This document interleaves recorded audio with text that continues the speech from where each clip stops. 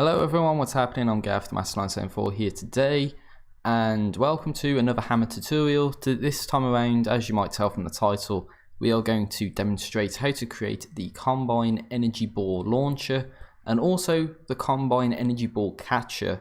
So without further ado, let's get straight into the tutorial. What I would say is a prerequisite is to just have some sort of a test chamber or room area. As you can see, I've got my setup here. What I'm going to do is I'm going to have the launcher on the ceiling and have the receiver on the floor, so right around where I was just pointing. So let's say up around here somewhere. What we're going to have to do first is select our little entity tool, find a prop dynamic and spawn one into the scene. We are then going to load up the properties and find the Combine Energy Ball Launcher in the files, in the models for Portal. So they are right here, the launcher. So spawn that in, change the angles. So obviously we don't want up, we want down because that's where it's facing. And we also need to give this a name. So we're going to give this the name ball_launcher. So just there we go, set that, and that's all we need to do with this for the time being. Now we do need to place it somewhere, so I'm going to go on a whim and place it right up on that ceiling in that specific space, and also make sure it's flush against the ceiling as well.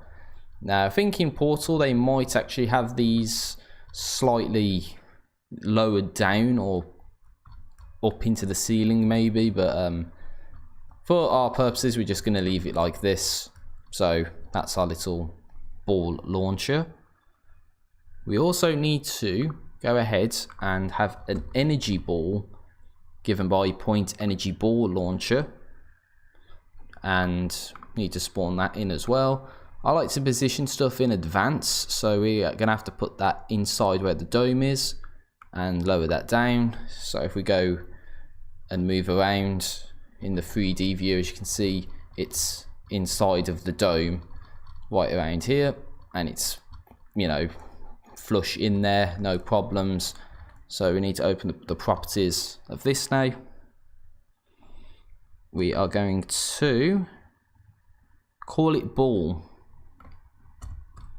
Pretty simple, just ball.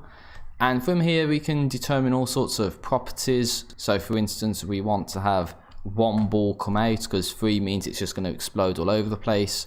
You, in your own time, in your own situation, you can change the speed. So whether or not you want it to go really slow, really fast, how big you want the ball to be. I don't think the type really matters, but the respawn time, well, I don't think the type matters. I'll just say that much. I think they're all the same, but it's down to you if you want to investigate and prove me wrong. There's the respawn time, which is the amount of time you have to wait before the next one, the next ball spawns. Lifetime, negative value would give an infinite life. I think the infinite life balls are green, but life balls are orange. So, you know, test chamber 19, I think it is, of Portal 1, where you have the green energy ball is one that never dies, so it looks like that. And you can also have the amount of life that the ball gains when it goes through a portal, which is something that happens in Portal. So you can change all these properties if you really want to. But yeah, that I'll just say I'll leave it at default settings. If you want to change stuff, then you can do. The only other thing to note as well is that there are flags. So if you untick that, then it begins automatically. So what I will say is that if you do want it to begin inactive and then enable it, then you're going to have some form, you need to have some form of a trigger or a relay to enable that ball to launch basically. So just keep that in mind. I don't think I'll go over it in this tutorial, but you know, that's sort of something that you might need to consider doing. Anyway, we're going to deal with our textures now. So pretty simple, is just to get the no draw texture, and we need to get up right and close to the ball launcher. we need to decrease our scale size and create something like a 20 by 20 brush, stick it about there, and we also need to make it about 1 unit thick white at the end of the sort of ball launcher. So this is going to serve as our bouncy plate thing that the ball launcher has. Otherwise, the combine ball is just going to go through it if you don't actually have this. So that's why we have this, and we are going to make it a funk brush. Now, the reason why we want to make it a funk brush is because we need to be able to disable it and enable it, because if it's enabled by default, then our combine ball is just going to get, you know, bounced off it immediately, and we don't want that to happen. So we are going to call this ball underscore launcher underscore shield as such. And we are now going to have to go back to our ball entity, which is right here, and I'll increase the grid size while I'm at it. And we've got a couple outputs to add. We have to add an on post ball spawned, I think it is. Yeah, on post spawn ball. We need to have the ball launcher set an animation, one which is called close, which is in the combine ball launcher's animation set. We want another on post spawn ball for the ball launcher shield, which I just messed it up, so that's why the inputs looked like that, which is bad. We want to disable it, and I'm going to copy paste it just because it saves time. We want to enable it after that, a couple of seconds after the fact. Now, if you have a really fast ball or a really slow ball in a really small space, then you might want to consider changing that time to make it so you have enough time for the ball to actually bounce off before it sort of gets back to this point. So that's why you do it like that. And as I mentioned earlier, if you want to change some of the parameters of the ball, then you're more than welcome to do so. So that is that, I believe, at least. So some of the things I've said are things that I've already mentioned. So I'm basically looking at a guide while doing this, but I've already mentioned some stuff about changing the properties of the ball, the speed, the life, and all that sort of stuff, and the fact that you're going to need a trigger to activate the ball if you don't set it to be active at the start of your map. But that is actually the combine ball launcher done and dusted. You can test your map right now if you really wanted to. I'm not going to, because that's going to mess up my recording pretty badly. But it's basically just going to fire. Well, it's not going to do anything because it's inactive. But if you set it to be, you know, you uncheck the flag that starts inactive, then you'll be able to basically see that work in action, and it'll just launch, bounce off the floor, and then keep doing so, and then respawn after how much time you set the respawn timer to. So that's that. That is all you need to do to create a ball launcher. We are going to now move swiftly onto the catcher.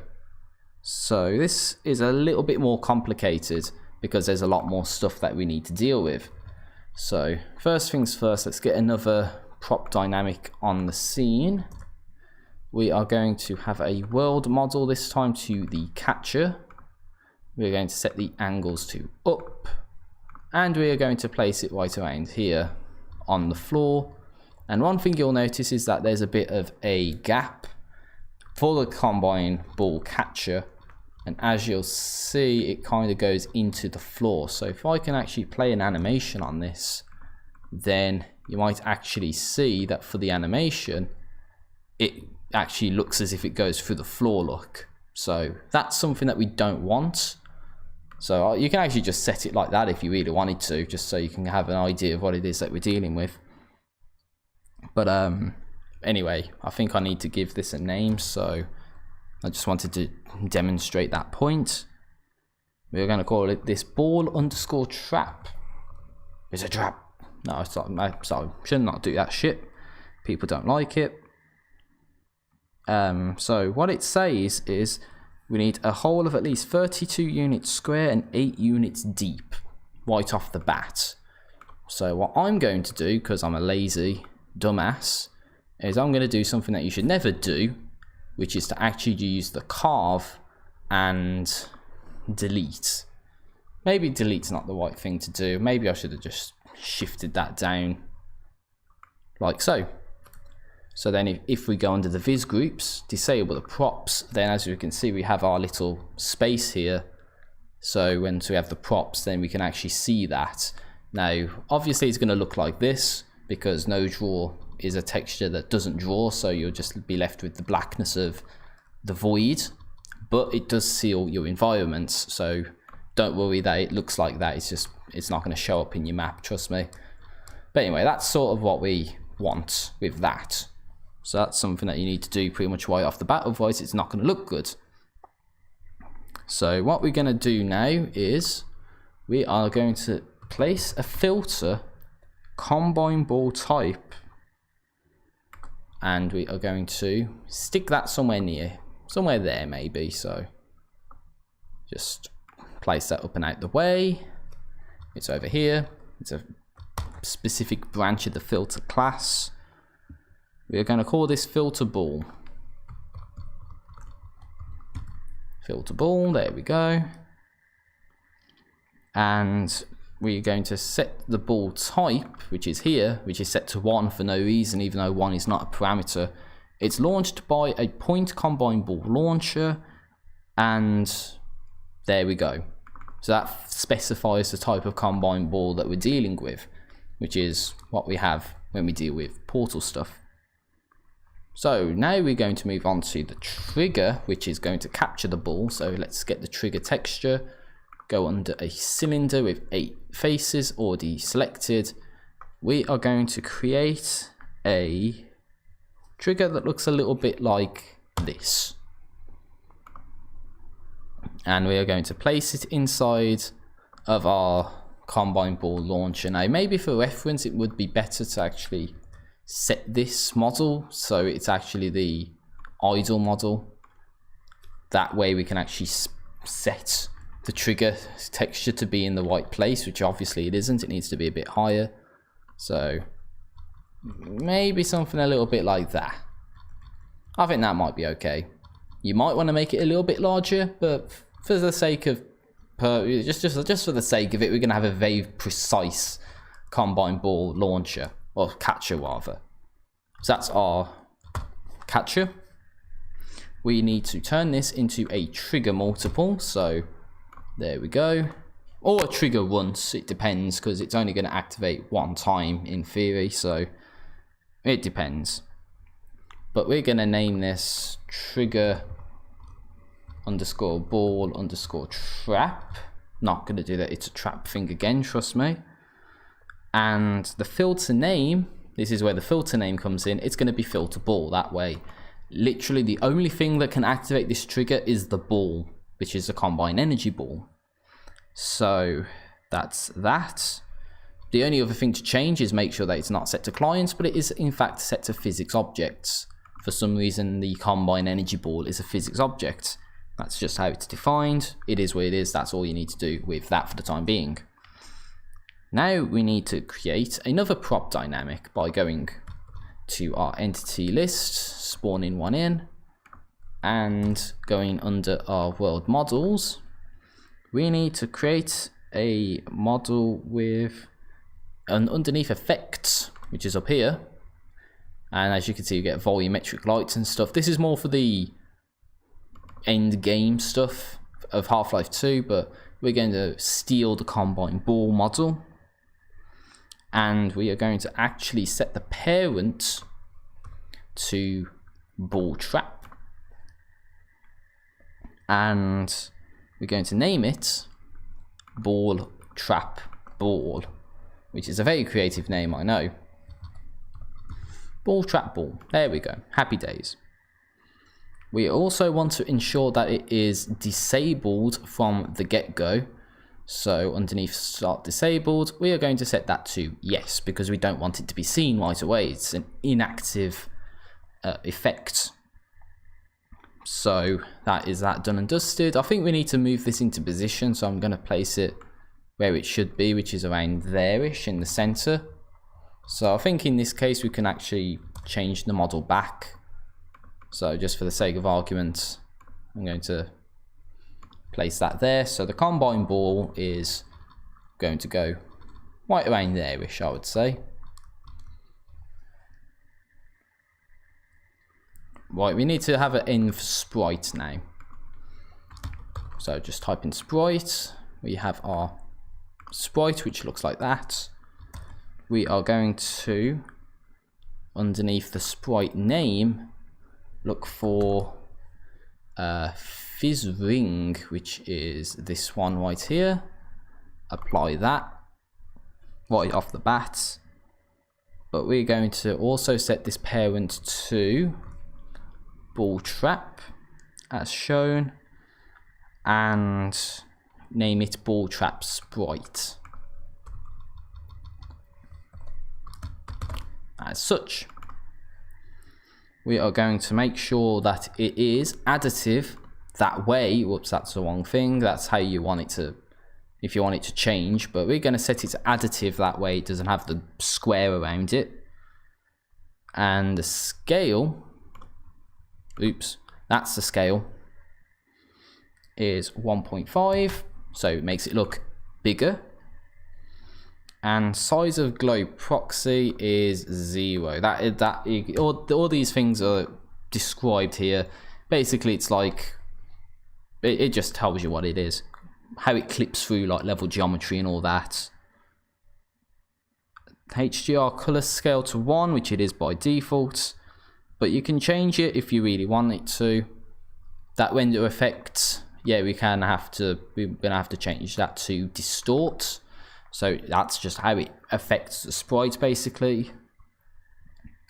So I think that is it, because underneath the flags it starts on, but we don't want it to start on, so we're gonna have to have like an input at the very least. Hate it when this happens. I need to zoom in and move it. Anyway, we want it to be around there-ish. Oopsie, where's the sprite? We need to move it down because it's not positioned properly. Can't move this down because the energy ball's in the way. Okay, there we go. Right, so something like that. So when it is closed, it looks sort of like this. Now that ball effect is going to be 3-dimensional, I hope. So that's sort of what we anticipate it to look like. So it tells us to place them near the front, which is what I've just gone ahead and done. We are going to have to create a logic relay now at this point. So here is a logic relay. We're going to have to place this somewhere around the combine ball catcher. I'm going to place it there. We need to go underneath. Alright, so we're going to go under the properties, but for all intents and purposes, we're going to call this basically relay ball trap spawn. And now we're going to go underneath the outputs. So on spawn, meaning when it spawns, we have the ball trap ball, which is right at the bottom there. We're going to have the set parent attachment set to ball underscore attachment. Now this is one of those things that I don't know why it does it. I don't know why it works. It just works for the sake of working. So it's bound to be fundamentally underneath the combine ball catcher's model to have a parent attachment called ball attachment, and the sprite and the effect gets parented to that. So it kind of moves with the ball attachment. I don't know, but it's all in the model. That's something that just works because it works. So we need to, at this point now, create a path track.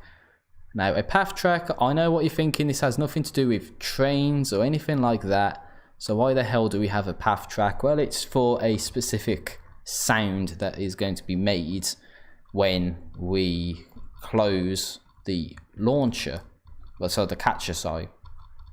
So once the combine ball, which is up there, hits the catcher in here, there's certain sounds that are going to be played to indicate that the ball has been caught. So this is kind of why we need to do what we need to do with this. We are going to call this path track, obviously, because that's what it is. Scratch that, actually. Sorry. See, this is why I didn't want to do this, because there's so many steps and I need to literally just look at this guide to be able to tell what it is that I need to do. We're going to call it path ball trap 01. The next stop target is path 02. Yeah, and you can call these whatever you want to, just so long as you are consistent and know what everything is. Maybe I should have said that right off the bat. So I need to take a look at this for a second. So we created our path track, we've set the next stop target, and 01, which is right here, needs to go 30, where was it? Sorry. Where was it? Hold on, because I've scrolled down, so that's the problem. 34 units from the base of ball trap. 38. Okay, so it's basically just place it some distance away. So if we go, say, in this plane right here, then that's the center. So we've got 16, 32. So from this line where my cursor is, we need to go 1 when it's set to 2 away from that. So something like there. Something like there, for instance. So that's 34 away. And now we need to go 18 units high, so that's the plane there. 16 would be this line here, so we need to go back there. That's where it's suggesting we place it. And now we need to, I would just say shift drag. That way it duplicates it and it calls it what the next stop target is. Now we don't want it to go to another path track as far as we know, so just call it that. It calls it automatically 0. It calls it automatically 2. But for the sake of argument, I will call this 02, just so there's no confusion whatsoever. But that's something that happens with, you know, shift dragging objects and all that. But that's what it is. That's what happens. In fact, what we do want to do is make it so it goes back to the first one. So it is what it is. There's nothing I can say about that. We need to make it 56 units away, but in a straight line. So this is the sort of time where it would help to actually have, you know, like a higher accuracy sort of, larger snap to grid size. That way we can get the distance that we need to. So that line's, let's approximate for a second. That's 16, 32, 48. Then we want to go down, so that's down to 8. So that would be 56. So from here, so we've got 8, 16, 24, 32, 40, 48, 56. But that's placed 2 units above. So we need to go down to 2 units and place this one above, like so. So we end up with something a little bit like that. Hopefully, at the very least. So from there to there, you should span 56 units. So setting it down to 8, because 16s don't really go into, you know, 56. But 8s do. So should be okay. Hopefully, at the very least. That's what it says. So I've done the maths right there. So we want it to be a straight line. Now what we need to do is create the train, quote unquote, the train that's going to go along this path. So we need to create it. So it's 14 by 8 by 16. Now I don't know which dimensions, if it's supposed to be length, width or whatever, but it does mean we're going to have to turn our scale down pretty low to say 2. So I'm going to suggest it's something like that. And something like that. So, and I set it to a cylinder, bloody hell, that's not what you want to have happen. I apologize sincerely for fucking up so stupidly. But say that's 14 by 16. So 14 by 8 by 16. I'm going to assume the 8 is the height, because it doesn't actually tell you. So I'm going to assume it's something like that. So, oh, it says length, width, height, but then again, we don't know what length, width, and height is. Well, that's definitely height, so I think the height should be 16. Then it's a matter of length and width, which way do you want to go? Length 14, width 8. So it looks a bit more like that then. So, something along those lines. See, this is why I don't like doing stuff like this. It's like, you know, say 13x or something, because then you know that's the horizontal axis, and then y is going down, and then the last one is just the height. But anyway, it is what it is. We need to turn this into a track train. So, oops, don't want to do that. A func track train. That's what we have. We want to name it ball trap door. So it's not really a train, but it's a door. So underscore door. Right there, as you see. We don't really, it doesn't really matter where we put it, but we need to, you know, set it so it goes to the first stop target, otherwise nothing's going to happen. And now we have to deal with all the sounds. Now I don't know if sounds are actually going to work, but I will test it anyway, just to be sure. So we have, sorry, wrong thing. What we want is d_3 citadel dot pod arm underscore move. So hold on, doesn't play anything, of course, but I think in game it actually loads that sound, so that's pretty much what the sound actually will be. So some sounds don't even work, but apparently they might work in game, so that's just something that you need to keep in mind. The start sound is, that's why I copy pasted it, it's pretty much the same thing, except we have an underscore start, and then the stop sound is exactly the same thing, except with, you probably guessed it, underscore stop at the end of it. So I would apply that. We also want to make sure that it is a fixed orientation, and its height above the track is 0. So I think those are all the key settings that we want. None of the sounds are working, but I guess it is what it is. We need to go into the flags as well. We want to make sure there is 0 user control and it has a fixed orientation, like so. Now, I would suggest having passable on as well, that way players don't actually get clipped on that block, because right now it's a solid block. But that's just something that you can do if you really want to do that. I'm just going to place this where the first path track is, right around there. So it just goes down here, then up there, and that's, it is what it is. So we need to go to this path ball 02 up here. We need to go to its outputs, and we need to do on pass the ball trap door, which is our train, which is this thing here. We want to set speed, so we change its speed, and guess what, it's 0, so it stops the train. That's what I want it to do. So for what it's worth, you might as well just not add the next stop target, so it just gets to that point and it just stops it. But it is what it is, so that's why it is that way. So we are also going to add a point spotlight right there. I'm going to automatically change its angles to be up. That way it should be facing upwards.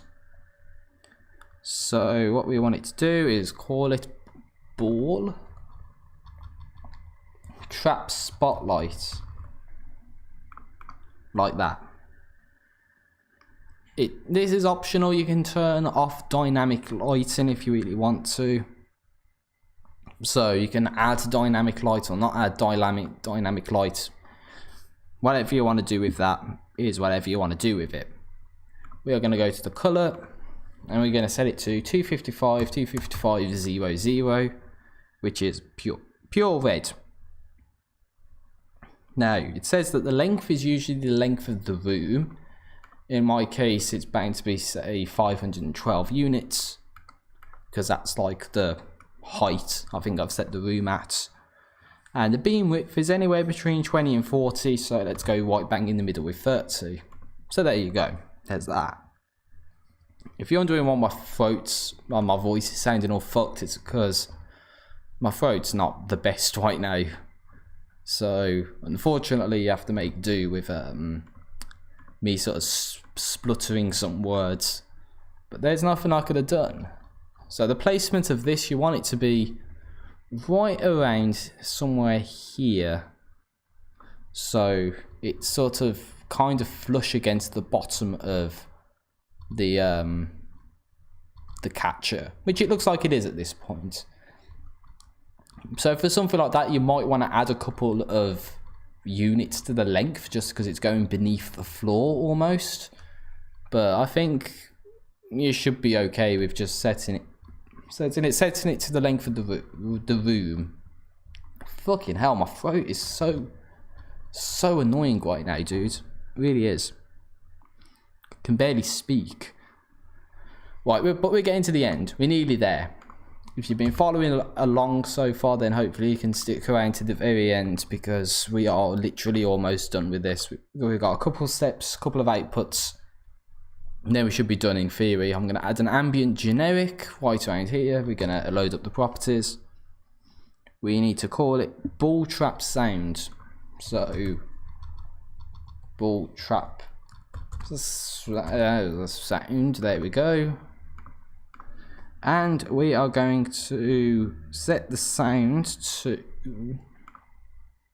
Oh, we're going to set the sound to Alex EMP dot charge. Doesn't work, of course. But we're going to, because I'm lazy, I'm just going to use the watermark. There we go. So basically, that's the charge sound. That's the sound you hear mostly when the ball catcher catches the energy ball. And this source entity name basically makes the sound come from that entity rather than just where the sound actually is. So that's what we want with that. And now comes the bulk of all of the things that we need to do, which is to actually add all of the outputs to this trigger right here. So on start touch, trigger ball trap, disable. So once the energy ball touches the trigger disables, so it cannot be triggered again. In our case, we are also going to disable the energy ball associated with our energy ball launcher. That way no more energy balls are going to be fired. We're going to be fired, my apologies. We're also going to go to exclamation mark activator kill.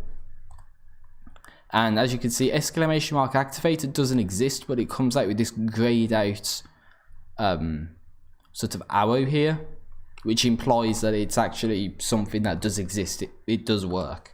So it's basically the energy ball that gets released that gets killed. Basically, it's what triggers the trigger. Basically, is what gets killed, which in this case is our energy ball. But the ball entity here is the actual point that launches the energy ball. So it's two different things, but you know, it is what it is. Makes it work. We need to also go to ball trap ball, and we need to enable that on start touch. So all of these are on start touch, and it's all the different elements that we've just added that are coming up together right now. And oops, there we go. So all of our elements are coming together now with this trigger multiple. We want to toggle sprite, which basically would actually enable the sprite because it's been disabled initially. We need to go to ball trap, and again another set animation going on, and we need to set it to close. So the launcher plays an animation where it closes. We need to turn the spotlight off. So you do that light off. Another on start touch for the door. And we are going to set speed. Whoopsie, set speed to 5. So it's going to be really slow. Even though we set the speed initially, we're actually just going to make it so it just, goes really slow. And we're also going to play the sounds of the ambient generic that we placed, which is the sort of energy sound. So pretty much these are all of the outputs associated with this trigger. And just to be absolutely sure, we are going to go to, oh wait, trigger ball trap. Yeah, that's this. Okay. Oh, all of a sudden it tells us to uncheck clients, but then check everything else. So NPCs can trigger this, pushables can, only player ally NPCs, clients in vehicles, everything. So it's telling us that everything except people can activate this, even though everything means everything. So I don't know why that is the case, but if we make sure that we do check absolutely everything except clients, we've already set it to filter ball, so surely the combined energy ball falls underneath one of these categories, surely. But it's not going to fall under clients because clients are players. So I'm going to save our map right there. And basically what the final note is saying is that this door here, this whole thing here, is going to get drowned out by this sound. So you can always adjust the delay for the play sound, or just change the volume of it, I guess, because that's something that you can do. But I think that's just like a default door sound from what I've heard, and that's the main energy sound that plays. But I believe with all of this being done and dusted and constructed now, we are actually done. Fully done with our portal map. What I'm going to do for the sake of completion's sake is, in terms of my map at the very least, I'm going to add a auto portal frame. It's basically the portal frame. And this is going to basically be like an indication to players of this level that this is where you want your portals to go. So I'm not going to bother with the whole specific placement, my apologies. But I'm going to do something like that there, and go up to the ceiling over here and do exactly the same sort of thing. And this time we're going to set the angles to down, so it faces the right way. We're going to position it properly over this. Then go up to the ceiling and put it down, hopefully. Like, come on, man. Sometimes I hate dealing with the hammer editor because shit like that happens when you don't want it to. And now I'll save it. Now, one thing you can probably do as well is add signage to the catcher. So this is like an additional thing right at the very end. But I think one thing that you can do is add signage and stuff, which is not the purpose of this tutorial, but one thing I will add is that you can actually go underneath the portal texture files, as I'll do here, and there is one called orange spot. You can add that as an overlay, and I'm going to position it right there, and you can give that a name, have a env texture toggle, and when you activate the ball trap, it disables it. So I think that would be the only other thing that would be worth noting about the energy ball launcher and catcher. Now I would try and play this. The only problem is it's going to really look bad. So unfortunately I don't think I will show footage of what this looks like, but I will test it and let you know if everything works, which I'm fairly sure it will work because I followed the tutorial pretty much exactly. And hopefully you have found this helpful, and you can let me know if there's anything else you want me to do, or if you've had problems, maybe I can help you. But with that, my throat's fucking up. I've fucked up enough in this recording and wasted your time, but at the end of the day, all I'm trying to do is help you out, so I hope that I have been of help. And I'm 85,000 G. I'm gonna go die now. Thank you for watching. See you later.